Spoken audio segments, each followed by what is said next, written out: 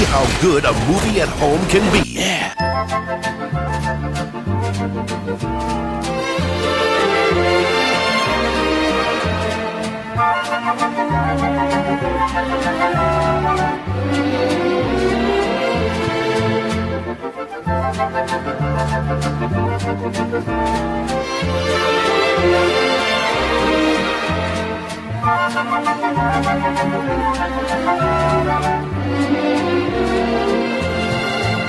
I don't know what that means, to play us out. What does that mean? Yeah. All right, go. In 5, 4, 3. This is Edgar Wright speaking. Jessica Hynes, Nee Stevenson. Simon Pegg. And would you like to introduce our and guest? our very special guest star this evening, Mr. Quentin Tarantino. Hello, everybody! were you a... Incidentally, I love your British accent, Quentin. I remember you were taking the piss out of Edgar once in that cemetery from Night of the Living Dead. Evansburg. You're Isn't my English... British accent just imitating Edgar? Yeah. but Edgar, like, after drunk. Yeah. Dudley Moore. Dudley Moore. He turns into Dudley Moore. Edgar's off. We kick off here with a slightly familiar scene to our guest. It kind of kicks in around... Where does it kind of kick in around? Yeah, here we go. This is it. Shot for shot. With the Uzi in the foreground. Notice. Yeah, this is like shot for shot from this point. Good little zoom in there. Do you do that yourself? Yep. Picks it up. Glad to hear it. Shadow. There's Bruce Willis. One of my first sort of hetero dates with Nick was going to see Pulp Fiction. Oh, no kidding. Come on, you had a little kiss at the end. I know you but had I a little remember- touch. Did you have the heterosexual seat in between the two of you where your with a little jackets bit of were? space, yeah, and drink. You had your hand on each other's cocks. I Come on. remember it really clearly because Nick, when the first 2 bars of Son of a Preacher Man came on, did I tell you this? And because Nick had never heard the Dusty Springfield version and just assumed it was Cypress Hill, Yeah, he let hit everyone from the ball. really loudly in the cinema. We get into your favourite bit here, Quentin, is Tim Bisley burning his Star Wars toys. This was the episode I demanded. Yeah, here it is. Another shot for shot. Star Wars. And you can see nothing of ROTG. actual... in the script it said that the Darth... I think I saw you in a restaurant and you came in and you said, I have a bone to pick with you. We just went to see Revenge of the Sith upon your recommendation. That was the biggest piece of shit I have ever seen. And I said, I am so sorry. I can appreciate that the first two are so bad that one looks good by comparison. I love the way that you didn't... I mean, someone who eats cinema, you Yes, actually, that's chose probably not to true. see the first 2, which is amazing. I wish I hadn't seen Matrix 2. Yeah, don't we all? A lot of sequels sometimes damage the previous installment because it's like, the whole thing with Alien 3. I have to say, I can argue for Alien 3. I mean, I Don't kind you of like like Alien 3. But just killing Hicks and Newt felt like a kind of cynical, let's get them out of the way thing. I could go for that. I could go for that. Yeah. I could go for that. I like the prison. I like the bald The guys, head. the bald I head. always thought that movie was better than people gave it credit for. But Now, of course, the Pulp Fiction reference there was not the only reference to you, because there's also a Reservoir Dogs reference in episode 2, season 1, when Mike and I do the Harvey and Steve moment, I remember that. Yeah. I like, this was kind of the thing of Marshapping in the flashbacks was kind of like sort of almost like an Annie Hall sort of device. It was like that in the Annie Hall sort of when people would walk into kind of like flashbacks to discuss what was going on.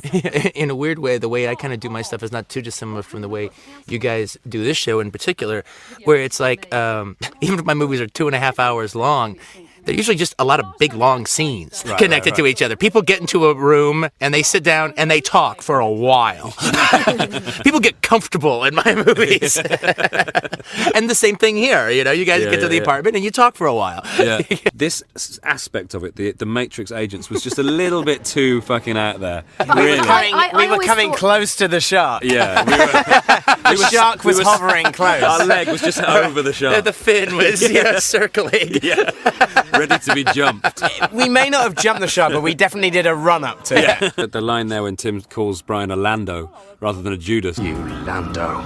It's very telling in the kind of the replacement of the Star Wars universe of the Bible. Like he becomes the standard bearer for betrayal. A lot of American shows, you never get closure because they get cancelled before they end their story. Right, exactly. Which is always a real shame, I think.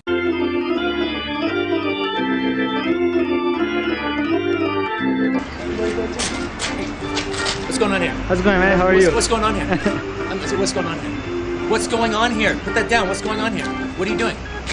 What are you doing? Do you not talk to me? Just for the...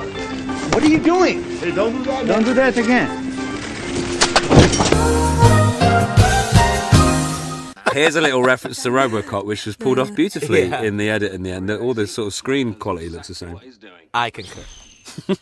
I remember taking my video recorder and hitting the pause on Terminator when it has all the different words that you could say to the neighbor. Yeah, exactly. Fuck you, asshole. Why is it that it seemed more fun frame advancing on VHS than it does on DVD when it's perfect quality? Because it's a challenge. Because there's a challenge to it. I bet there's a challenge to frame advancing through the scanner's head explosion, which is somehow lost on beautiful Blu-ray. Yeah. But I had a VHS of Evil Dead that was cut by the BBFC. The Channel 5 one, was it? Was it on that? Yeah, Channel 5 video. Yeah. And it was kind of cut by the BBFC, but it was a decent VHS copy. And I had a VHS of like a pirate that was a 9th generation pirate. And when I was at art college, I cut the two together. So the super violent bits would suddenly like go in a massive dip in quality. Wow. But the guy who gave me the pirate of the uncut Evil Dead, his brother had switched over during the dubbing. During the kind of the tree rape sequence. Somebody help me, please! Oh, yeah! It suddenly flicked over to points of view.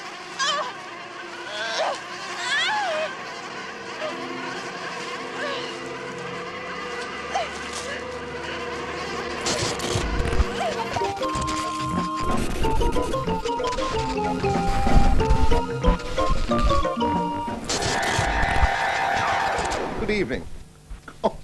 There's a personality-defining moment in this episode of Space that separates people, whether they fancy good Daisy or bad Daisy when it comes to the Grease moment. I say good Daisy. Really? I wasn't aware of We that. always used to talk about like aware of that. which is the sexiest. Is We're it innocent Daisy or is it naughty Daisy? In Grease, it's fair to say that sort of like good Sandy is so much sexier than bad Sandy.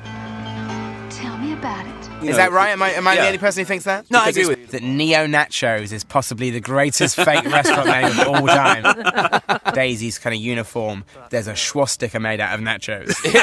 Made out of tacos. Isn't Tacos, it? like a taco swastika, which is incredible. The night before, I had got extremely drunk. Oh, really? I'd got so drunk that I had bashed my head on the edge of a taxi car door, I remember and then this. turned up for work with a kind of an egg. If you're careful, you might be able to spot it. And in the background, obviously, Tim There he is, Sampson. Tim Sampson. Son of Will Sampson. son of Will Sampson, who was in the original. You can just see it. Can you see it there? It's like The thing that was crazy about the things with Tim Sampson is I see it. I saw it. Oh, yeah. Do you know what? I banged my head into the door. I was so drunk, and then the taxi driver just drove away. Wouldn't take me home. That is classic. Fair Jess. enough. My job's here's done. Yeah, I've abused you. Now I'm leaving. I actually remember like thinking you guys were going to actually kiss. Yeah, This was yeah. going to be the beginning of a new wrinkle in the show. You did have a semi on, didn't you? Absolutely. Do you have that phrase over you here? were getting Send a me little on. hard, I seem to remember. Not so much, but I think we all get it. What would be the American version of semi? A tiny chubby? Yeah, it's a tiny chubby. That is an amazing shirt you've got on, Jessica, with like sort of the lion print. You like my shirts. You often commented on my shirts. They're amazing. I know. Oh, look, it's nearly. And Mike's jealous. Here comes the cock blocker. Yeah. It's funny, there is a thing when with every once in a while when you're a director, you just get into this like, I fucking had it. I just fucking had it. Whenever, like, even on Kill Bill, whenever me and Uma would get into a fight, which of course it happened, we like shot for almost a fucking year. All right. Yeah. Whenever we get into a fight, the whole crew is like, oh, God. Mom and Dad are Mom shouting and again. Dad are fighting, and nothing will be right until they make up. Who's going to step up? Could it be the chief? He's going to help out Egghead. Yeah, here he comes. There we go. And Guy did a kind of approximation of the Cuckoo's Nest music as well, the whistling music at the end. I'm going to pick it up a bit. It really warms the cockles of your heart. Dictator? Oh no, direct.